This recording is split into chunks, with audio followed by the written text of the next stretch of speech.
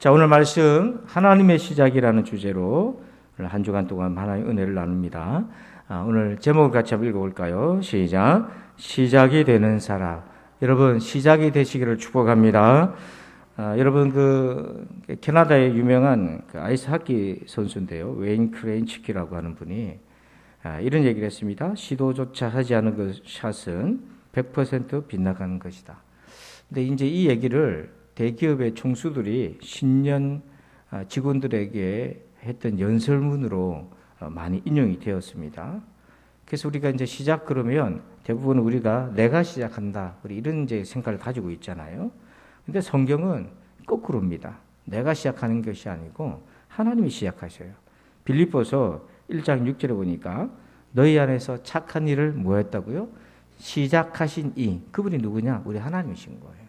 여기서 착한 일이라는 건 뭐냐면 첫 번째는 우리 안에 있는 구원의 일을 시작하신 분이 하나님이시고, 또 두 번째는 그 구원의 일들을 펼쳐가시는 하나님의 거룩한 사업을 시작하신 분이 우리 하나님이다 하는 겁니다.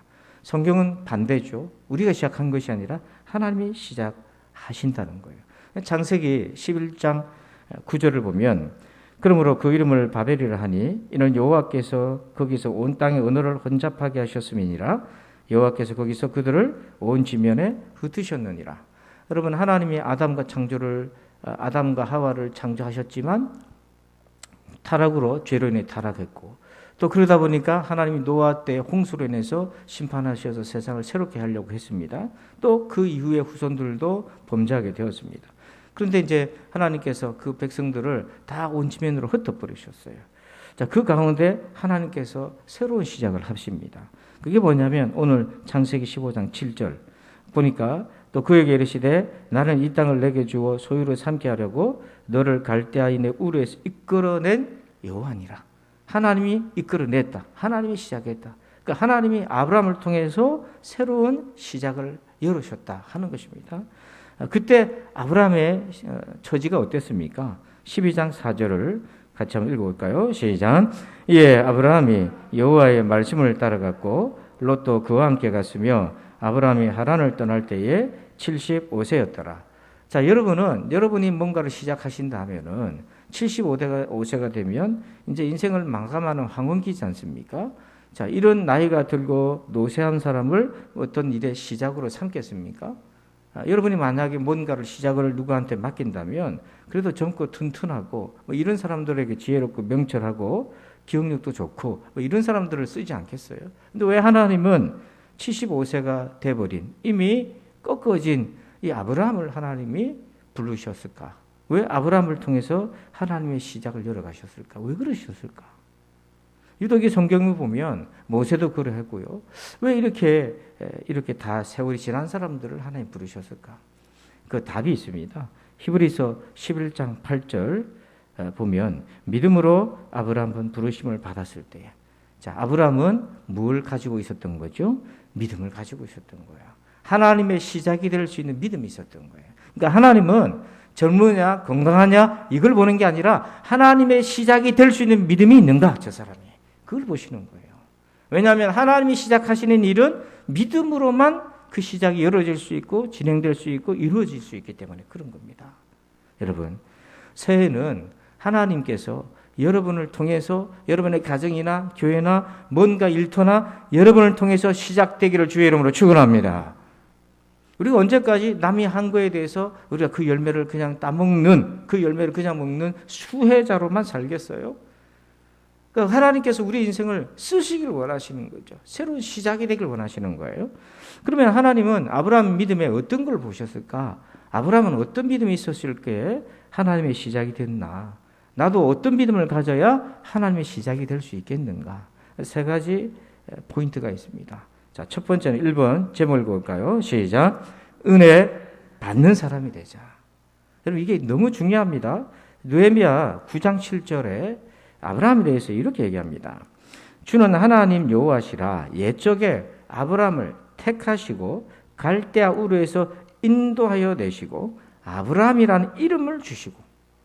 그러니까 지금 보면 하나님이 아브라함에게 세 가지 은혜를 주셨어요. 첫 번째는 택하셨어요. 선택의 은혜를 주었어요. 두 번째는 우르에서 뭐 했어요? 인도해 냈다고 되어 있어요. 세 번째는 이름을 주셔서 바꿔주셨어요. 정체성을 바꿔주신 거예요. 자, 이 모든 게 은혜입니다. 하나님이 은혜를 주셨는데 아브라함이 이 은혜를 거절하면 이 아무것도 안 되는 겁니다. 택했는데 거절해버리고 인도해 불러서 내는데 나 안 간다 그러고 너의 이름을 바꿔주겠다고 했는데 나 지금이 좋습니다 그러면 할 수가 없는 거예요. 그러니까 아브라함은 어떤 믿음이 있냐면 하나님이 주신 은혜를 거절한 것이 아니라 받는 그런 특징을 가지고 있었어요. 벨리라는 분이 그런 얘기합니다. 영적 리더의 특징 중에 하나가 있는데 그게 은혜의 수용성이라는 거예요. 하나님이 주신 것들을 잘 받아들이는 거죠. 여러분 은혜를 받으시길 바랍니다. 그냥 우리가 흔히 습관적으로 하는 용어가 아닙니다. 근데 우리 마음이 좋고 상황이 여유롭고 그러면 은혜 받는 건 별로 어려운 일이 아닐 수도 있어요. 근데 신앙생활 한다면 꼭 보면 갈등이 있고 시험들이 있잖아요. 그래서 은혜 받는 거는요, 그런 상황에서 은혜 받을 수 있어야 되는 거예요. 은혜의 수용성이라는 게 좋은 산의 진미 가져오고 분위기 좋고 그러면 누구든지 다 잘 먹는 거예요. 하지만 마음이 불편하고 어려움이 생기고 여건이 안 되는데 은혜를 받을 때 그게 진짜 은혜의 수용성이라는 거예요. 그래서 여러분 그럴 때 우리가 어떻게 은혜를 받습니까? 누가복음 11장 4절, 마태복음 26장 41절 우리 같이 읽어봅니다. 시작. 우리를 시험에 들게 하지 마옵소서 하라. 시험에 들지 않게 깨어 기도하라. 아멘. 예수님이 제자들에게 기도를 가르치실 때에 꼭 가르쳤던 기도가 있어요. 그게 뭐냐면 시험에 들지 않도록 기도해라. 여기서 시험은 핍박과 박해도 있지만 외적인 것도 있지만 내부적인 것도 있는 거예요. 그래서 사단이 우리로 하여금 은혜를 받지 못하게 하기 위해서 온갖 종류의 시험들을 다 줍니다. 그래서 예수님이 그걸 아시기 때문에 시험에 들지 않도록 해야 된다. 우리 마음에. 여러분 시험은 오지만 거기 안 빠져야 되는 거예요. 저기 올무가 보입니다. 근데 보이는데 빠지는 사람이 있고 보이니까 피하는 사람이 있어요. 근데 누구든지 올무가 있으면 피하면 되는데 그게 잘 안 됩니다. 왜냐? 이건 영적인 일이기 때문에 뭐가 뒷받침되어야 되냐면 기도가 뒷받침되어야 됩니다. 이런 마음이 시험이 들고 은혜 받는데 지장이 있고 그러면 벌써 마음이 올무로 가고 있는 거예요. 근데 그 마음을 내버려 두면 안 됩니다. 하나님 앞에 기도하시길 바랍니다. 하나님 나를 시험 들지 않게 도와주십시오 하고 기도하시길 바랍니다. 시험에 들어버리면 그때부터는 은혜가 막혀지기 시작하고 여러분의 영은 죽기 시작하는 거예요. 그래서 아브라함은 바로 이 은혜의 수용성이 있었다. 그래서 힘들고 어려울 때도 그는 은혜 받는 것에 주저앉지 않을 수 있었다는 거죠. 두 번째, 이번 제목을 봅니다. 시작. 말씀에 설득되자. 아브라함은 창세기 12장 4절 보니까 이 아브라함이 여호와의 말씀을 따라갔고 이렇게 되어 있어요. 말씀을 따라갔다고 되어 있어요. 그러니까 아브라함은 말씀에 설득되는 사람이었어요. 제일 힘든 사람이 어떤 사람이냐면 말씀에 설득이 안 되는 거예요. 그러면 아무것도 못하는 겁니다. 그런데 하나님이 어떤 말씀을 하셨습니까? 창세기 12장 2절에 보면 내가 너로 큰 민족을 이루고 네게 복을 주어 내 이름을 창대하게 하리니 너는 복이 될지라. 여러분 이 복을 받으시길 바랍니다. 그런데 여러분이 아브라함이라 해서 이 복을 받았어요? 자, 이 말씀밖에 없어 지금. 이 말씀만 받았는데 다 정리하고 참 낯선 땅으로 갈 수 있겠어요? 하나님이 이 말씀 외에는 아무런 증거를 주지 않았어요. 그 당시에. 그래서 더군다나 11장 히브리서 11장 8절에 보니까 아브라함은 부르심을 받았을 때 순종하여 장래 유업으로 받을 땅에 나아갈새 갈 바를 알지 못하고 나갔다. 여러분 어디로 가야 될지 어떤 땅인지 모르고 갔다. 사람이 제일 힘든 게 뭐냐면 모르는 길을 갈 때 제일 두려워요. 그러니까 그것에 대한 증거는 말씀밖에 없는 거죠. 어떻게 이건 말씀 하나만 믿고 이렇게 새로운 길을 떠날 수 있었나? 사람은 어떤 본능이 있냐면 좀 더 많은 증거를 얻기를 원하는 그런 본능이 있어요. 이게 진실 파악의 본능이라는 겁니다. 사람이 이렇게 대화를 하고 그 사람에 대해서 신뢰를 할 때 말만 가지고 이 사람의 진실성을 판단하는 것에 어떤 확률적인 것에 한 55%는 말만 들으면 안다는 거예요. 말만 들어도.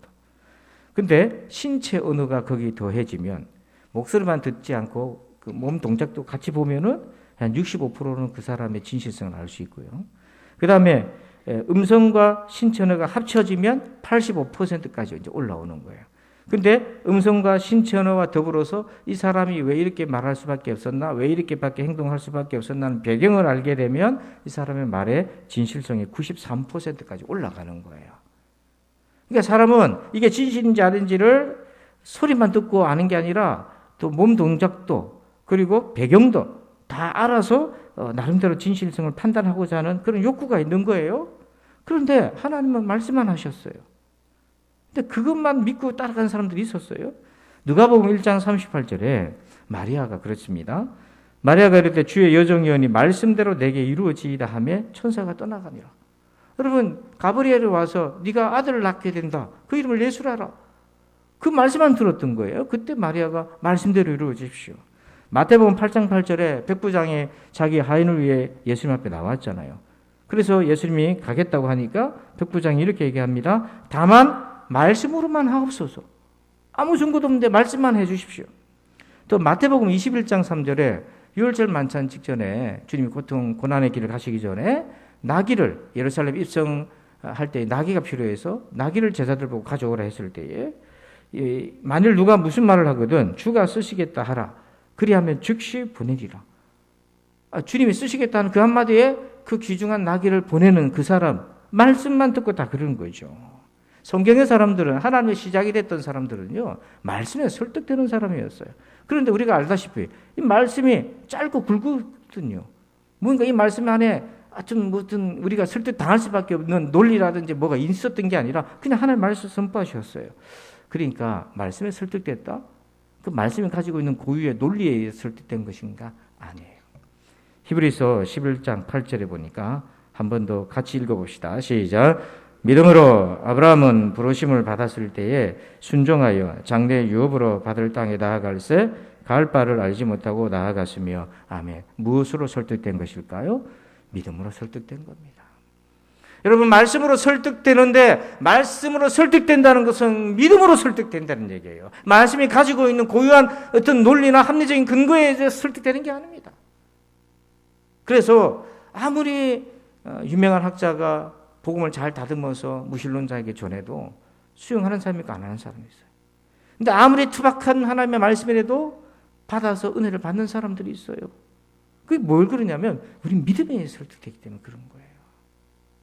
여러분 믿음에 의해서 설득되기를 축복합니다. 제가요 교회 일을 하다 보면 고민을 많이 해가지고 얘기했을 때 설득이 안 되는 사람이 있고 그리고 말을 짧고 아주 투박하지만 그렇게 얘기했을 때 설득되는 사람이 있다. 차이가 뭔가? 결국에는 말의 능력의 차이가 아니라 그가 가지고 있는 믿음에 설득되는가 그거였었다. 자, 우리 마지막 세 번째입니다. 3번 읽어봅시다. 시작. 순종하는 사람이 되자. 아멘. 자, 우리 창세기 12장 1절 같이 읽어요. 여호와께서 아브라함에게 이르시되 너는 너의 고향과 친척과 아버지의 집을 떠나 내가 내게 보여줄 땅으로 가라. 아멘. 우리 빨간 글씨만 한번 읽어볼까요? 시작. 떠나가라. 그러니까 하나님의 시작이 되려면 떠나가야 됩니다. 여기 있는 자리를 떠나서 어디를 가라는 얘기가 아니라 하나님 부르신 그 명령에 순종하려면 지금 내가 편안한 자리에 있잖아. 이걸 컴포트 존이라고 하잖아요. 내 편안한 자리에서 떠나야 돼요. 여러분 이 새벽 기도를 깨우려면 편안한 이부 자리에서 떠나야 되는 거예요. 그래서 여러분 오늘 첫 시간에 잘 떠나오셨어요? 여러분 내일도 떠나오시길 바랍니다. 아멘. 잘 떠나셨어요. 이게 무조건 순종하려면 있는 자리에서 떠나야 돼요. 근데 어떤 자리를 떠났나 아브라함이 창세기 11장 31절 보니까 중간에 이런 말씀이 있어요. 빨간 글씨를 주목하면 갈대아인의 우르를 떠났다 이렇게 되어 있어요. 여러분 갈대아인의 우르가 어떤 땅입니까? 지도를 하나 보면 세계 4대 문명의 지도예요. 보면 거꾸로 보면은 이집트 문명이 있고 그 다음에 메소포타미아 문명이 있고 인더스 문명, 중국의 항어 문명이 있는데 갈대아인의 우르 땅이 메소포타미아 문명지입니다. 거기가. 그러니까 쉽게 말해서 그 당시에 가장 문명이 꼽히고 살기 좋은 동네라는 거예요. 근데 거기를 떠났다는 겁니다. 여러분 한번 생각해 보세요. 모든 사람들이 그런 데 가기를 원하지 거기서 나오기를 원하는 사람이 누가 있습니까? 그러니까 아브라함이 거기를 떠났다는 것은 그냥 떠나 나왔다는 것이 아닌 거야. 순종하지 않으면 나올 수 없는 것이었어요. 근데 순종하려면 세 가지 요소가 있습니다. 첫째는 뭐냐면 정체성이 바뀌어야 돼요. 하나님의 자녀가 돼야 돼. 정체성이 바뀌어야 돼요. 나는 너의 하나님이 되고 너는 내 백성이 된다. 정체성이 바뀌어야 되고 두 번째는 목적이 바뀌어야 되는 거예요. 이제 나는 뭐하고 살지? 이제 돈 많이 벌어서 편안하게 사는 인생 그런 인생이 아니라 이제 난 뭐하고 살지? 나를 위하여 자기 자신을 버리신 하나님의 아들 믿는 믿음으로 주를 위하여 살아도 주를 위하여 죽어도 주를 위하여 목적이 바뀌는 거예요. 그리고 세 번째는 뭐냐면 내려놓는 겁니다. 내가 순종하기 위해서 내가 정말 애지중지했던 것들이 방해가 되면 그 내려놓는 거예요. 그 아무리 소중한 것이라도 내려놓을 수 있는 그 선택, 그 결단의 사항이 있어야 되는 거죠. 여러분, 순종은요, 그냥 이루어지지 않고요. 정체성이 바뀌어야 되고, 목적이 바뀌어야 되고, 그럼 거기서 거룩한 용기가 나옵니다. 내려놓을 수 있는 거예요. 여러분, 그림을 하나 보면, 100대 1 그림이 있는데, 이게 뭐냐면, 말씀을 100명이 들었어요. 그런데 순종하는 사람은 한 사람이라는 거예요. 그런데 변화는 그 한 사람으로 인해서 이루어지는 것입니다. 오늘, 여러분, 시작이 되는 사람, 우리나라의 선교에 보통 출발 그러면 언더우드 선교사님 이렇게 생각하는데 실제로는 아니에요. 독일에서 왔던 칼 귀출라프 선교사예요. 이분이 1832년에 한국에 최초로 온 개신교 선교사예요. 이분이 고대도라고 하는 섬에 들어와서 한 두세 달 동안 충청도 쪽에 복음을 전했어요. 와서 주기도문을 한글로 번역하는 것도 했고요. 감자 재배 방법을 알려주기도 했고 천연 과즙 짜는 거, 감기약도 만들어주고 그러면서 복음을 전했어요. 자, 이렇게 하나님의 시작이 되었던 분이 있었기 때문에 대한민국 땅에 복음이 들어올 수 있었던 거죠. 시작이 있었기 때문에. 그래서 오늘 여러분, 우리가 하나님의 시작이 되어 봅시다. 여러분의 가정의 시작이 되어 봅시다. 우리 교회의 거룩한 시작이 되기를 축복합니다. 그렇게 되려면 세 가지를 꼭 기억하세요. 첫째는 뭐예요? 은혜 받는 사람 되자. 두 번째는 말씀에 설득되자. 세 번째는 뭐예요? 순종하자. 그래서 오늘 이 시작하는 믿음을 가지는 저와 여러분 되기를 주의 이름으로 축복합니다. 이 시간에 우리 같이 찬송하고 합심해서 기도할 텐데요. 한 5분 정도 지금 시간이